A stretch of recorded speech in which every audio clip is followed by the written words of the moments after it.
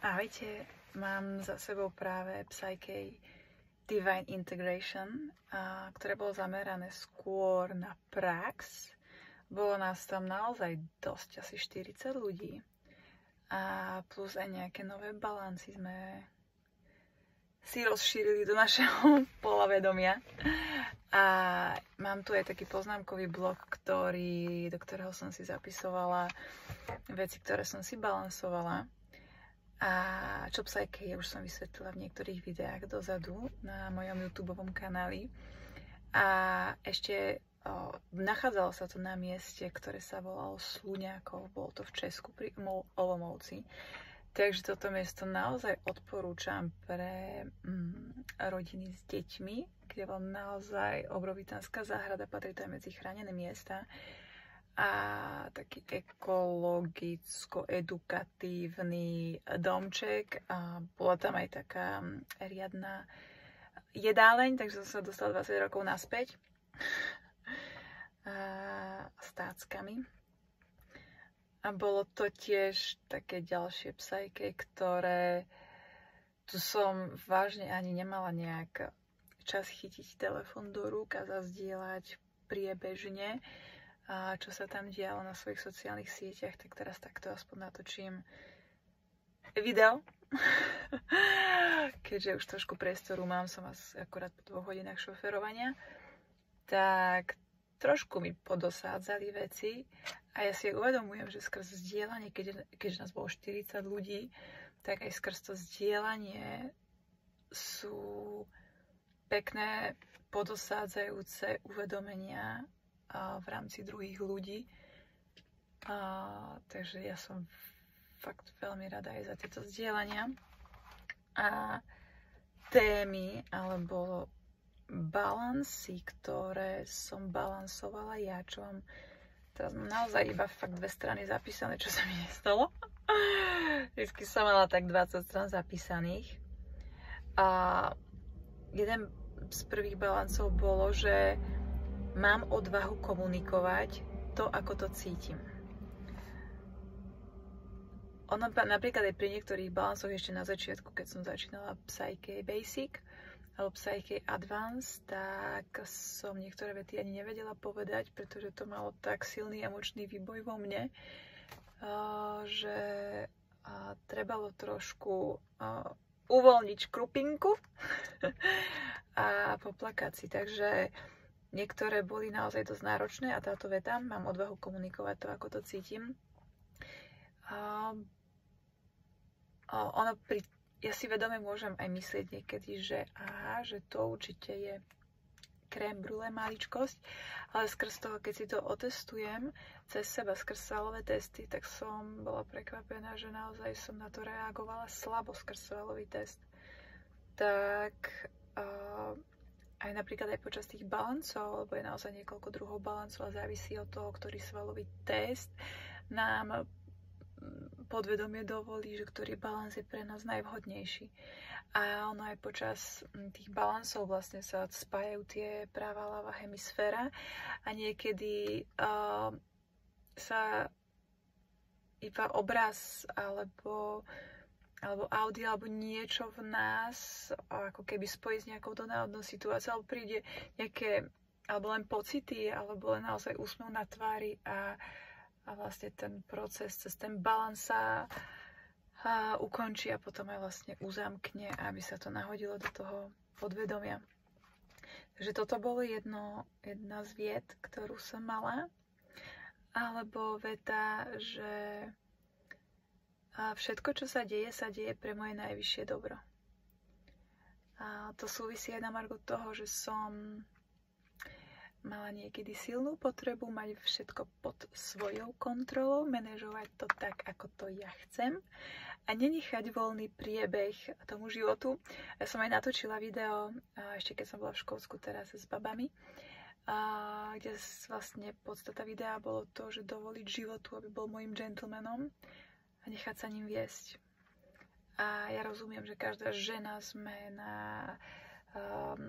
rôznych cestách svojich vlastných, ale toto bolo, tu zdieľam takú svoju vlastnú bublinku, čo mne hrklo, že že vlastne áno, že toto so mnou ladí a ja chcem konečne nechať to na ten život, aby som ja mohla byť iba takou ľahkou, lebo nemusím, tým, že mám aj fantastického podporného partnera, tak si môžem dovoliť byť ženou a byť tou tvorivou, tou kreatívnou, tou radostnou, tou vymýšľajúcou, aj tou chaotickou, aj tou voľnou, aj tou slobodnou. Takže v tomto si ja upevňujem aj tú svoju ženskosť. A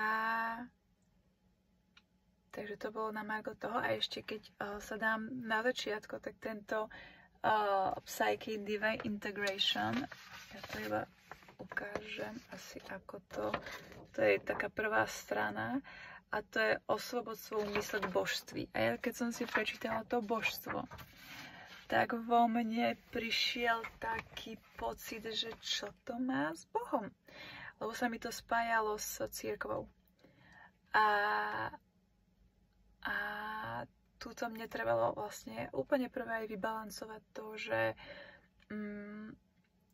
to božstvo je v podstate ako keby to niečo, čo je mnou a so mnou. A nie je to súčasť cirkvi, ktorá je vykreslená tak, ako je vykreslená. A každý máme iný uhol pohľadu na cirkev a každý cirkev vnímame úplne inak.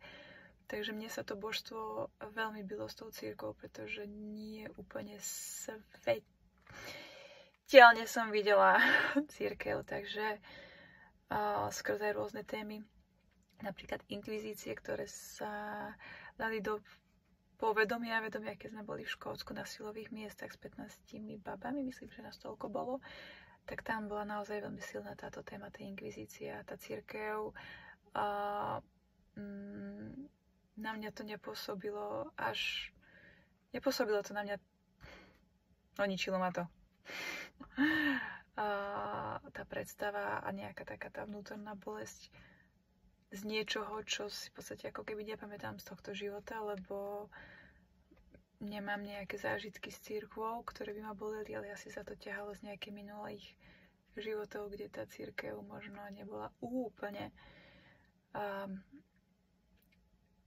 podporujúca.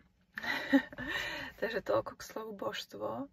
Pretože aj na to v tomto Psyche máme aj zmenu vnímania stresovej situácie. To sme neprebrali teraz, to bolo ešte myslím, že na Advance alebo na Basicu, kde v podstate sa ako keby naciťujeme na tie stresové situácie a predstavujeme si, alebo slovo napríklad hypotéka, polícia, alebo ex-manžel, každý si tam vytiahne z toho svojho vedomia, že čo mu naozaj spôsobuje stres, keď si na to pomyslí.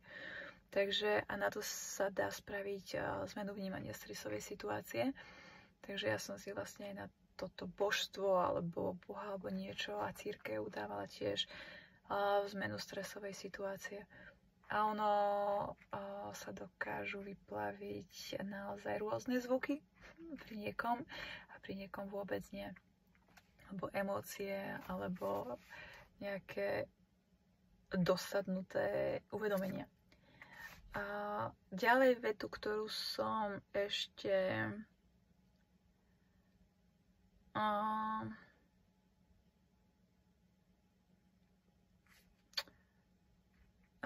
mám silu a moc ovplyvniť realitu svojho sveta.